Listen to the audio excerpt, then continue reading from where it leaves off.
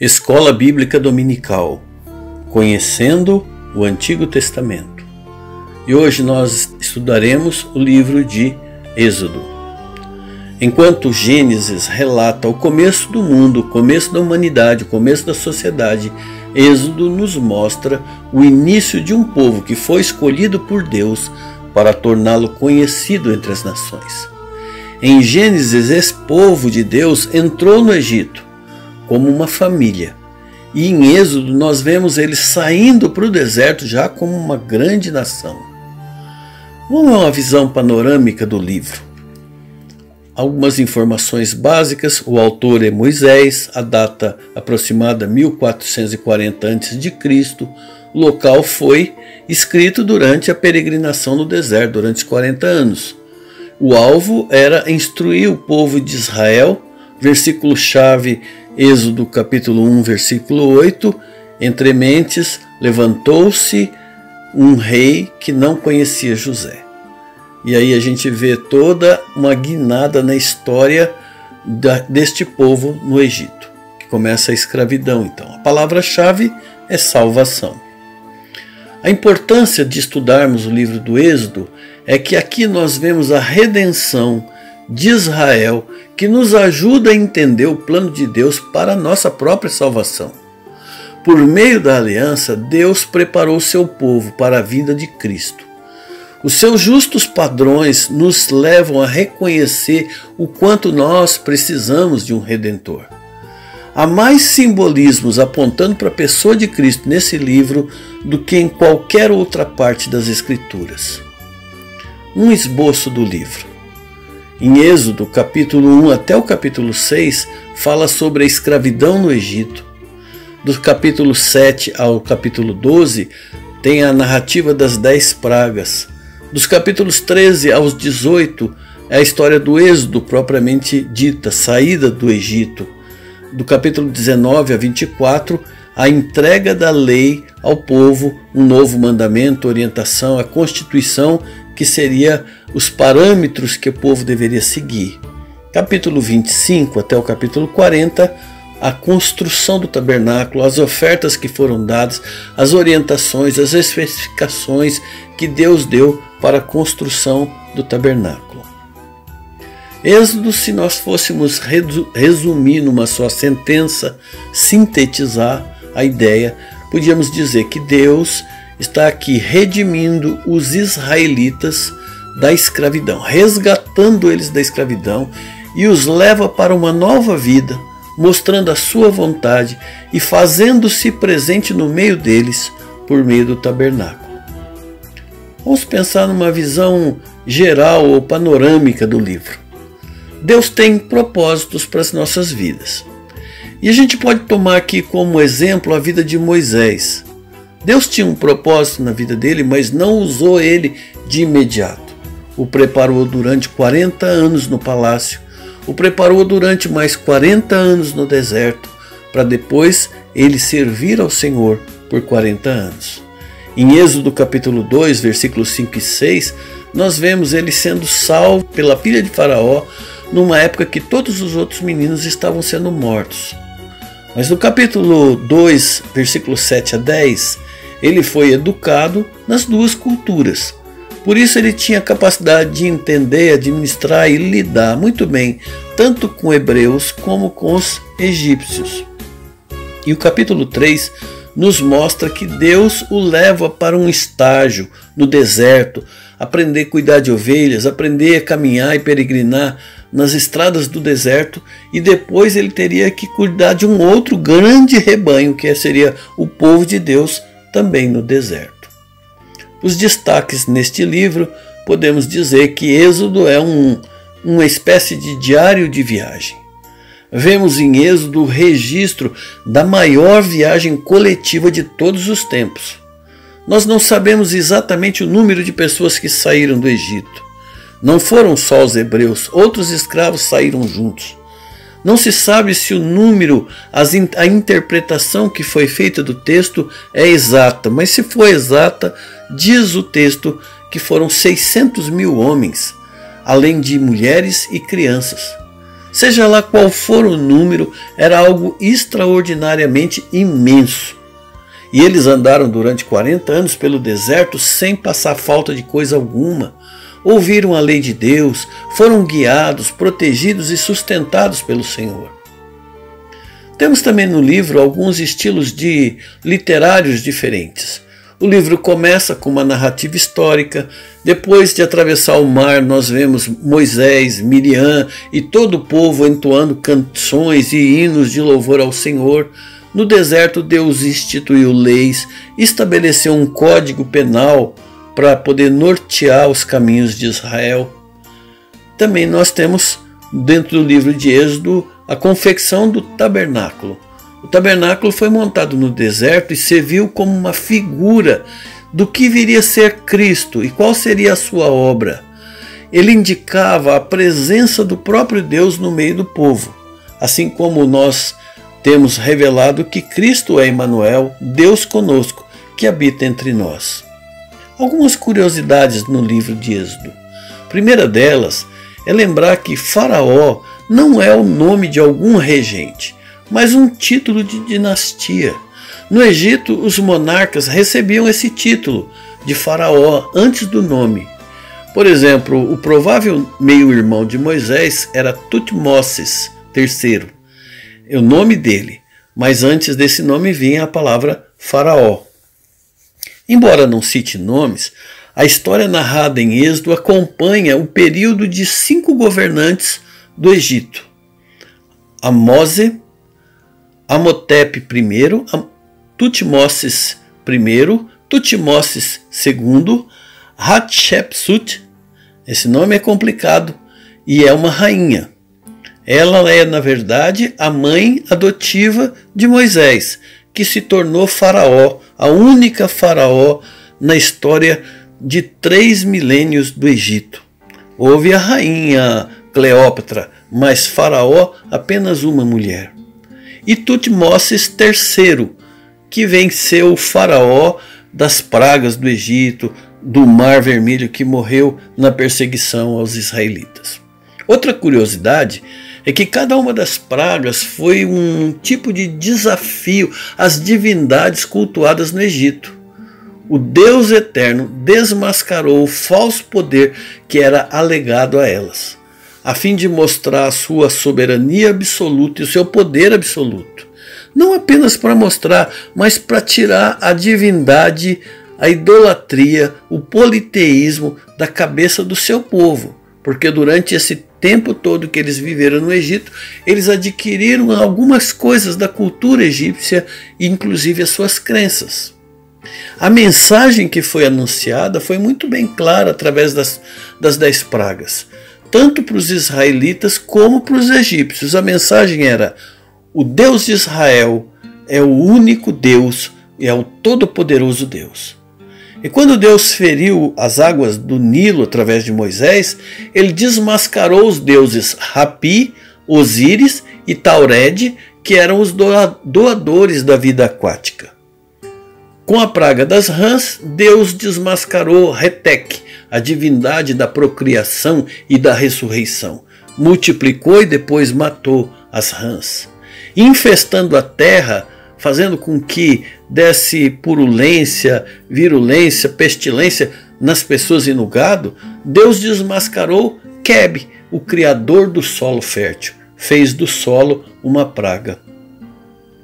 E proliferando os insetos, as moscas que entraram nas casas de todos, Deus desmascarou Kepri, o escaravelo da prosperidade e da bênção. Eles adoravam até besouro. Adoecendo o rebanho, Deus desmascarou Apis, o deus touro, o touro sagrado da fertilidade agrária. Isso era tão impregnado na mente dos hebreus, inclusive, que um dos pecados graves que eles cometeram contra o Senhor foi fazer um bezerro de ouro para dizer: esse deus touro foi que nos tirou da escravidão do Egito. Contaminando as cinzas, Deus desmascarou a crença em Fênix, que faz tudo renascer das cinzas. Provocando tempestades, Deus desmascarou Shu, a deusa da atmosfera, e Nut, o deus do bom tempo. devastando as lavouras, Deus desmascarou Anubis e Nepra, que eram os protetores do campo e das colheitas. E afetando a luminosidade, nona praga, Deus desmascarou Ra, Deus do Sol. Outra curiosidade, em hebraico, o título do livro é Esses são os nomes, por serem as primeiras palavras do livro. Então, os hebreus não chamam Êxodo esse livro, mas estes são os nomes. A quarta curiosidade que eu queria citar aqui é que Israel podia muito bem ter chegado mais rápido na Terra Prometida. Havia uma passagem pela terra dos filisteus, mas não eram os planos de Deus, e Deus tinha propósitos específicos para deixar o povo ficar durante 40 anos no deserto. Uma quinta curiosidade é que havia mais escravos no Egito do que egípcios, de sangue.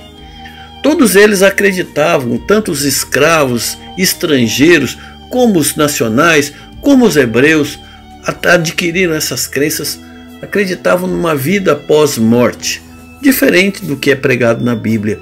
Uma vida que eles tinham que preparar casas e mansões para poder morar nesse lugar da eternidade. Por isso que eles construíram pirâmides e templos mortuários por os faraós. E as casas dos mais simples eram feitas de adobe, só que os portais eram feitos de pedra e eles lavravam o nome dos moradores daquela casa, eram entalhados nessas pedras, porque elas não iam perecer como adobe, elas eram eternas e elas serviriam como passagem para a eternidade.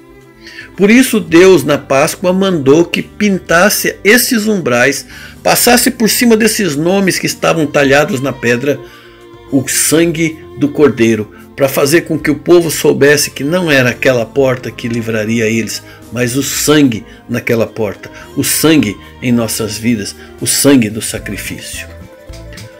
A sexta e última curiosidade que eu queria citar tem a ver com a celebração da Páscoa, que foi um recurso didático que Deus usou para ilustrar e para explicar aos israelitas como ele os libertaria da escravidão no Egito, que é para nós um símbolo da escravidão do pecado. Cada um dos atos da liturgia, cada alimento que estava ali proposto naquela cerimônia, serviria como um memorial da obra do Senhor no meio do seu povo, como garantia da redenção e de uma nova vida. Tem também algumas doutrinas em Êxodo. A primeira doutrina é que Êxodo é um livro do Redentor. O Senhor é apresentado como aquele que liberta os escravos por meio do seu poder. Deus também é o provedor. Depois da libertação, o Senhor providenciou por sua graça e bondade alimento, água, habitação, proteção para o seu povo, embora esse povo ainda tivesse com o coração voltado à antiga vida que tinha no Egito. Outra doutrina que vemos no livro é Deus como Deus da aliança, que se interessa, que se compromete, que se relaciona com seu povo, dando a Israel as instruções minuciosas de como eles deveriam se relacionar com Deus. Deus é Jeová, Jeová presente, e o tabernáculo evidenciava a presença de Deus no meio do povo. Tabernáculo significa moradia. Aí nós vemos no Novo Testamento, encontramos o ensino de que Deus se fez presente no nosso meio. Ele fez moradia no nosso meio quando Cristo se fez carne. Cristo tabernaculou entre nós. Ele fez morada nos nossos corações. Está lá em João capítulo 1, versículo 14. Êxodo e o Novo Testamento. Jesus não veio para revogar a lei, para desfazer a lei, como ele mesmo afirmou em Mateus 5,17. Pelo contrário, eu vim para cumprir a lei. E ele até ampliou, ele disse, olha, vocês ouviram dos antigos tal coisa, mas eu quero explicar o verdadeiro sentido. Ele foi muito além e ele aplicou a lei à nossa nova vida, a vida da nova aliança. Veja como os 10 mandamentos, que estão lá no Antigo Testamento, são refletidos nos ensinamentos do Novo Testamento, de Jesus. Isso para mostrar que ele não desfez o que estava no Antigo Testamento. Ele manteve e ele até ampliou, até aumentou. Lá no primeiro mandamento diz: não terás outros deuses diante de mim. E Jesus diz: ao Senhor teu Deus adorarás e só a ele darás culto. No Antigo Testamento, o segundo mandamento diz: não farás para ti imagem de escultura, nem semelhança alguma do que há no céu, nem em cima na terra, nem debaixo da terra, nem nas águas debaixo da terra, não adorarás, nem darás culto. E aí, no Novo Testamento, vemos Jesus dizendo: ao Senhor teu Deus adorará, e só a ele darás culto. O terceiro mandamento diz: não tomarás o nome do Senhor teu Deus em vão. Jesus diz: e não é para jurar também, nem pelo céu, nem pelo trono de Deus. O quarto mandamento diz: lembra-te do dia do sábado para o santificar. Jesus fala: o sábado foi estabelecido por causa do homem, não o homem para ser escravo do sábado. Aí no quinto mandamento diz: honra teu pai e tua mãe. E Jesus amplia muito mais esse mandamento, dizendo: quem ama seu pai e sua mãe mais do que a mim, não é digno de mim. Ainda assim é para amar o pai e mãe, mas não tanto quanto Deus. Sexto mandamento: não matarás. Aqueles que, sem motivo, disse Jesus, irá contra seu irmão, matou seu irmão, então está sujeito a julgamento. Êxodo diz que não adulterarás. Em Êxodo 20, é o sétimo mandamento. Jesus vai dizer: qualquer um que olhar para uma mulher com intenção impura, ou uma mulher olhar para um homem com coração impuro, já adulterou com essa pessoa. No oitavo mandamento: não furtarás. Jesus diz: olha, se alguém querer furtar a tua túnica, deixa também a capa. Difícil, mas é o que Jesus disse. Ele diz no nono mandamento: não dirás falso testemunho contra o teu próximo. E Jesus vai reafirmar isso dizendo: eu digo que toda pessoa que falar falso testemunho ou uma palavra frívola que proferir contra os outros, contra os homens, vai ter que prestar conta disso no dia do juízo. E o décimo mandamento: não cobiçarás. Jesus vai dizer: olha, tende cuidado, guardai-vos de todo e qualquer tipo de avareza, porque a vida da gente não consiste nas coisas que a gente tem, nem na abundância de bens que nós possuímos. E para terminar, Êxodo, meus irmãos, é a chave para compreendermos bem a história de Israel no Antigo Testamento, tanto das ordenanças quanto da aliança que Deus fez com o seu povo que estão presentes ali. E também é chave para entendermos o caminho da salvação, o que Deus deixou como exemplo e como modelo para nossa salvação, de tudo aquilo que Cristo fez, daquilo que Jesus Cristo é e daquilo que Ele ainda fará por nós. Nós encontramos no livro do Êxodo. Tenha uma boa leitura, aproveite, estude a palavra de Deus, seja edificado. Deus abençoe sua vida.